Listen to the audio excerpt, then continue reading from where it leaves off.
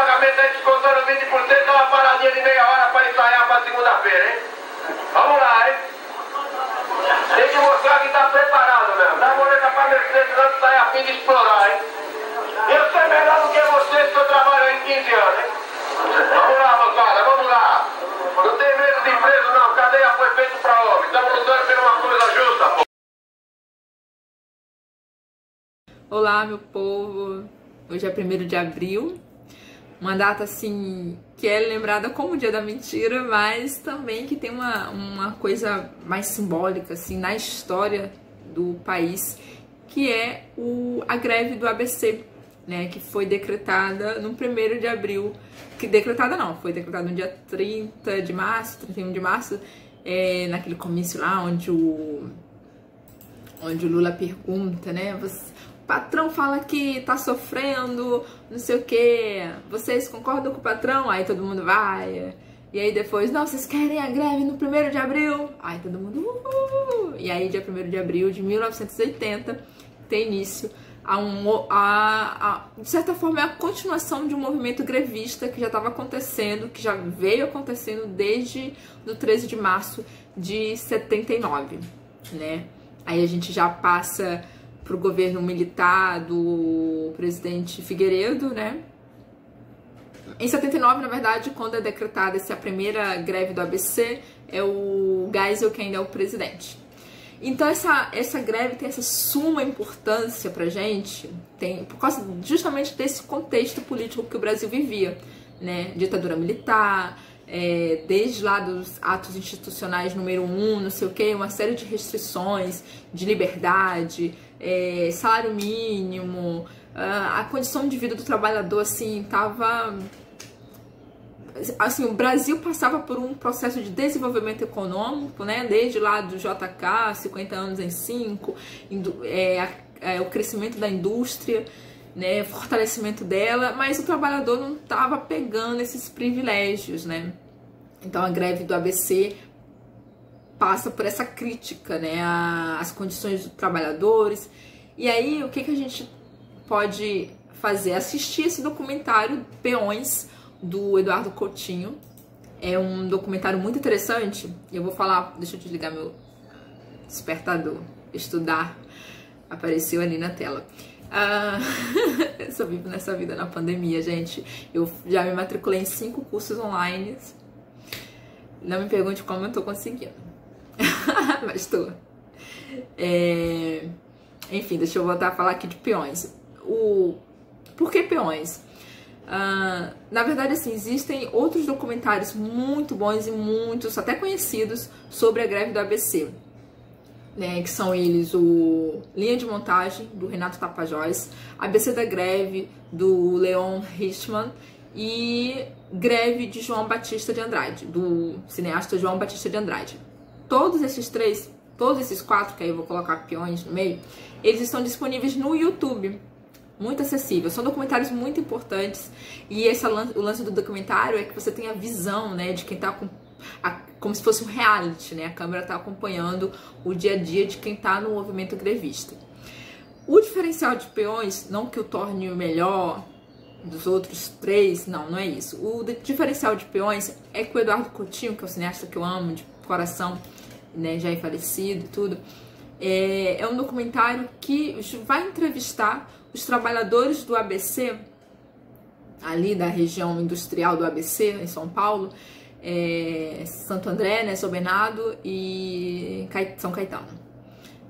Justamente que eles vão entrevistar esses trabalhadores pós-greve do ABC. Né? A greve acontece em 79 e 80 e o Eduardo Coutinho entrevista esses trabalhadores já em 2002, se eu não me engano, porque é o ano que o Lula tá concorrendo à presidência e ele ganha, né? 2002. Né? Depois ele até avisa. E por que o Lula? O Lula vai ser uma figura muito importante nesse cenário grevista. Ele não aparece nesse documentário. Só aparece, no caso, como referência desses outros documentários, cenas desses outros documentários, Linha de Montagem e ABC da Greve. Porque o Lula, ele era o diretor do Sindicato dos Metalúrgicos. Então ele vai ser assim. E aí é nesse momento que nasce a figura do Lula, né? Um cara que tem uma oratória, etc e tal, que tá pelos trabalhadores.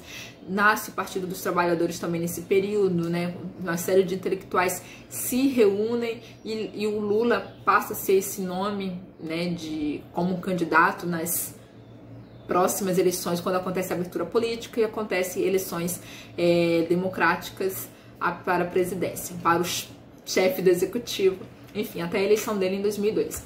Então, o diferencial de Peões é que você tem a entrevista desses trabalhadores que participaram da greve e aí o ponto de vista deles hoje, sabe? Sobre o que aconteceu, o reconhecimento. O Eduardo Coutinho chega até a reunir alguns deles para assistir cenas de documentários da época e passa assim fotografias, né, para eles identificarem quem é o companheiro ali de luta e tal, o que aconteceu. E a gente tem um documentário muito interessante para quem gosta de ouvir histórias, né? É um documentário assim que nos preenche, né? Você tem a história de luta dessas pessoas, o que a motivavam. Então é muito, né, falar um palavrão aqui, muito foda esse documentário. Por tratar do presente, né, do que são como esses trabalhadores viram a greve, eu vi a voz do trabalhador, né, e pelo contexto político da época, a greve era proibida. O que eles fizeram foi justamente algo assim, de fato, não foi uma revolução, mas foi um movimento muito importante, sim, né. Para quem não lembra, para vocês verem como se tratava a greve na época da ditadura, que já era proibida pelo ato institucional, acho que o número 2, não sei se foi 1 ou 2, que tirou o poder dos sindicatos, proibiu greves, enfim. Basta a gente lembrar, se eu não me engano, é em 68 que acontece uma greve na montadora em Contagem, Minas Gerais.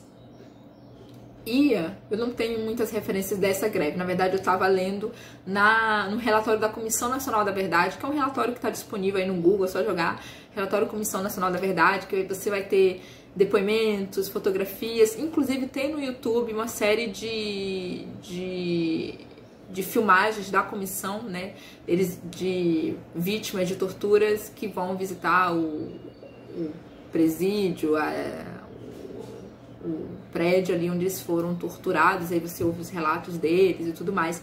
Enfim, essa greve em Contagem foi uma greve que teve mortos, né? Não sei o número exato, 6 ou 8 mortos, mas foi uma greve que foi reprimida, assim, né, ostensivamente pelo poder estatal.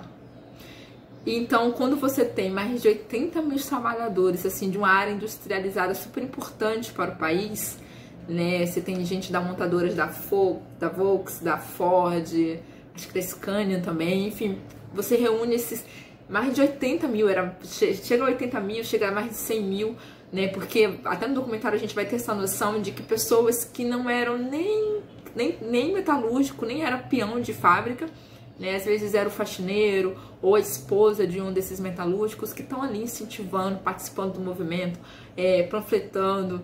Foi uma união, assim, muito bonita de se ver, né? Então, quando você reúne todos esses documentários e aí pega o Peões do Eduardo Coutinho, você vê o qual foi grandioso esse movimento. E essa greve do ABC, ela vai marcar, assim, de fato, né, o fortalecimento do trabalhador nas lutas, né, pela sua causa, né? Porque eu costumo dizer assim, existem 3 narrativas sobre a ditadura militar. 2 narrativas são as mais conhecidas, né? Você tem, digamos assim, uma narrativa oficial, né? Houve um golpe militar, houve um governo dos militares, houve repressão, as pautas, né, de governo. Eu diria que é uma história oficial não tão aprofundada, né? Mas que não deixa de colocar os nomes ou bois, né? Foi uma ditadura militar, teve participação de empresários, de agentes civis, religiosos, etc. e tal. E tem a versão que eu até desconhecia, né? Eu até servi na Marinha, e eu vou te falar uma coisa, eu nunca ouvi essa versão até chegar na universidade e para conhecer, né, os negacionistas, aqueles que se colocam a ditadura militar, na verdade, como uma revolução, como um governo militar legítimo, etc. Mas essa proporção que a gente tem hoje, devido a um presidente que inclusive, né, notoriamente exalta torturadores, exalta militares que participaram ativamente da tortura. Inclusive, deixa eu abrir aqui, enfim, eu tava aqui abrindo, tentando achar no documento do Conselho, da Comissão Nacional da Verdade, o depoimento dele.